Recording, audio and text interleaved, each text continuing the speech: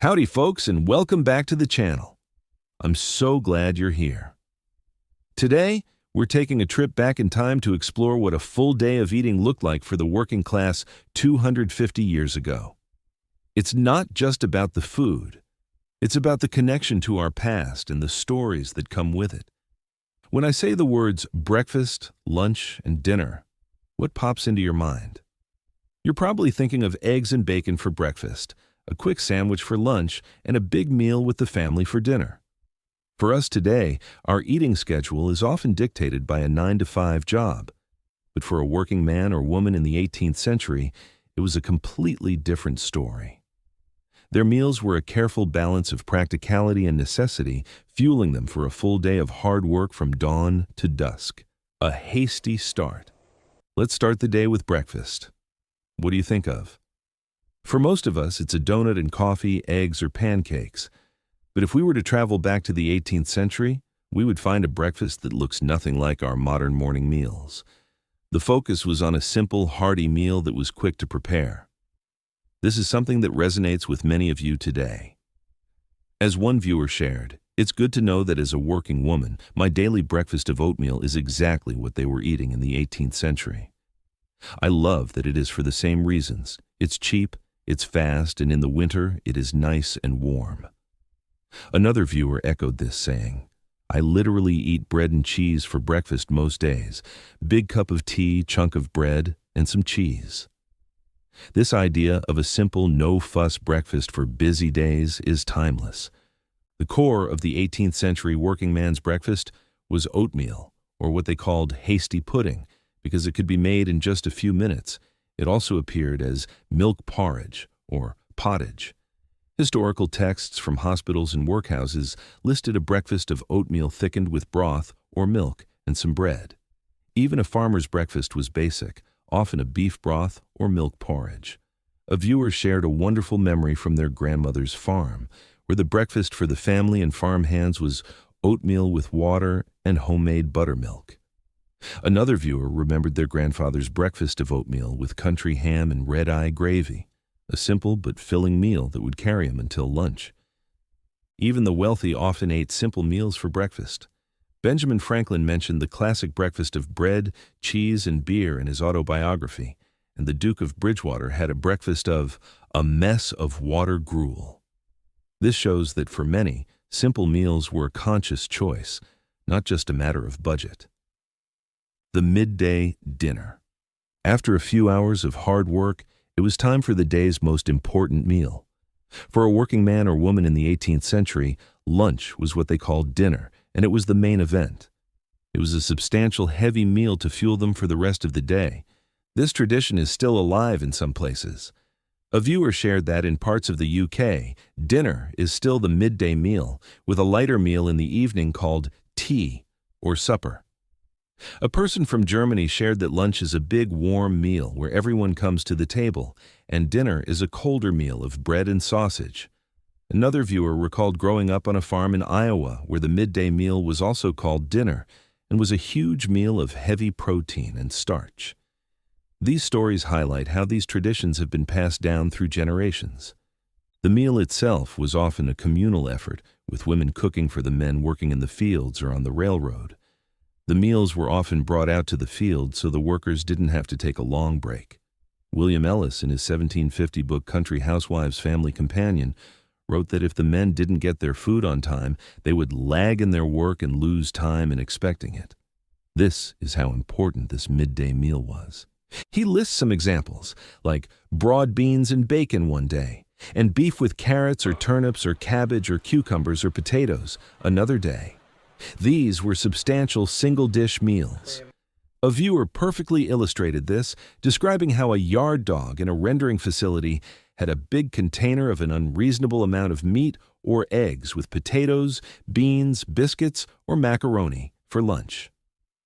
So let's get to cooking the working man's lunch, a pot roast with beef, carrots, and potatoes, inspired by these historical references and your family stories. Here's our pot roast recipe. Prepare the beef. We're going to take a large, inexpensive cut of beef, rub it generously with salt and pepper, As a fun historical touch, one viewer mentioned their family used bacon fat to flavor food, and nutmeg was a common spice back then, so you could add a little of that if you'd like. Sear the meat. Heat some oil in your Dutch oven and sear the beef on all sides until it's a beautiful brown. This creates a flavorful crust that makes all the difference. Add the vegetables. Once the beef is seared, add your sliced carrots and potatoes. A viewer talked about how their family makes a similar meal with turnips, calling it a one-pot wonder that keeps body and soul connected. I couldn't agree more. The liquid and cooking. Add enough water to almost cover the meat. Put the lid on and place it in a modern oven at 350 degrees for an hour or two. For those of you who really want to get into the historical spirit, you could cook it with hot coals both above and below the Dutch oven. The working man's supper. When you hear the word supper, you might think of a big, hearty meal. But for the working man in the 18th century, supper was the opposite of a modern meal. It was a simple, light meal designed to be easily digested, ensuring a good night's sleep for a hard day's work to come. The reason for a light supper was simple. A heavy meal was believed to be hard to digest and would prevent you from getting the rest you needed. Historical texts even warned that the flesh of pigeons is hard to digest and therefore not judged proper supper meat.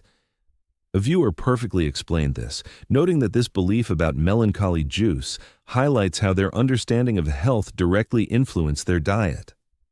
A viewer from Germany explained their modern routine, which echoes this old-world idea. I may eat 2 slices of bread for breakfast with some tea.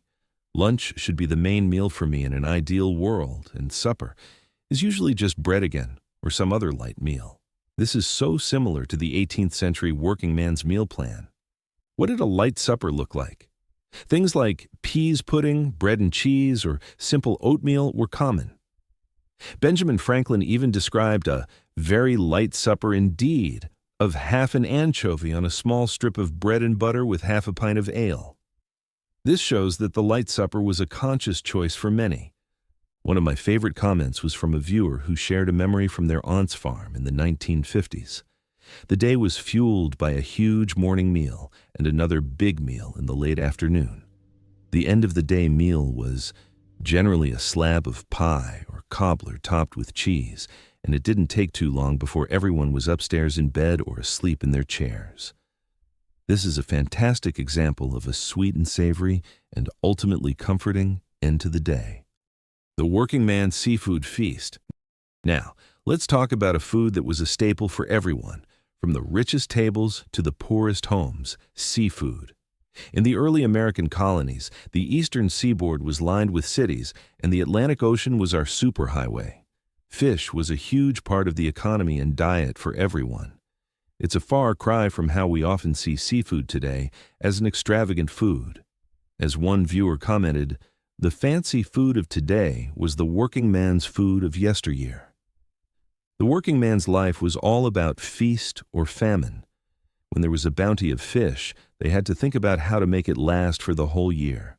This meant preserving it in many ways, like drying and salting. Salting cod was a very common way to preserve it for months. Potted salmon was another method, where the fish was submerged in clarified butter to seal it off. A coastal twist. A special ingredient that was a staple for many coastal workers is oyster.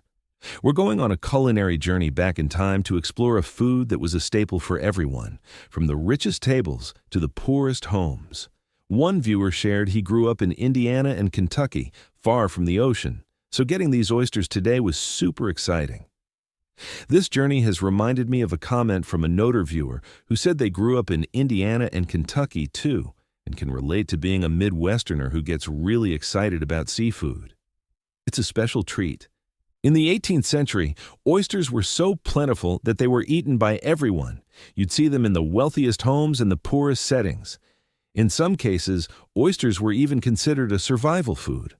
The Chesapeake Bay, for instance, had so many oysters that they were described as being thick as stones, and ships had to be careful of them because they would form walls or like tunnel shapes within the water. Before Europeans even arrived, Native Americans were already eating oysters. There are accounts of them eating so many that when Europeans showed up, They found mounds of shells, or many little mountains of oyster shells that had piled up over the years.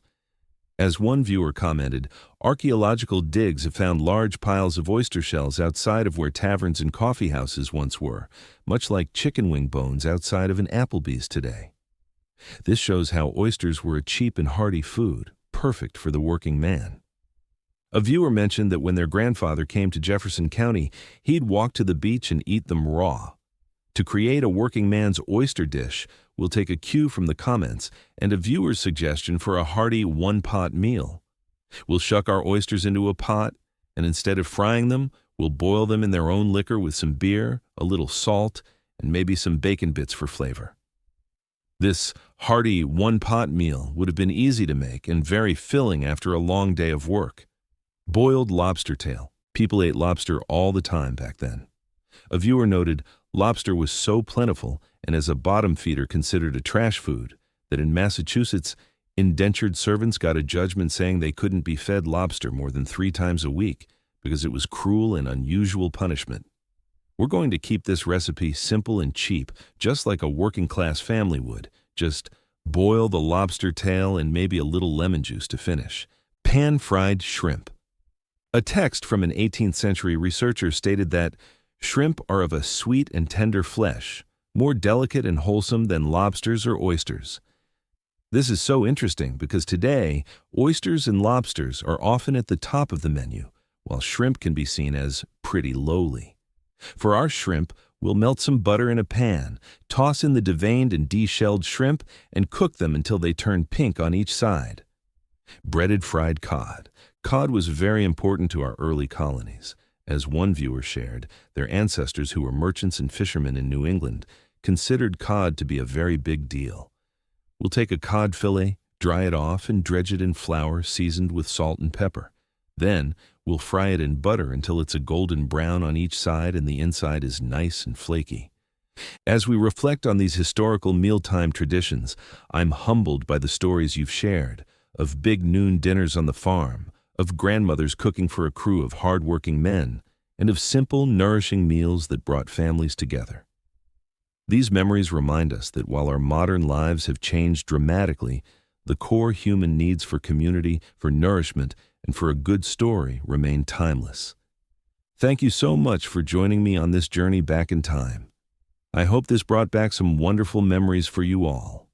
Don't forget to like this video, subscribe to the channel for more trips back in time, and let me know in the comments what your family's mealtime traditions were like. See you next time, folks.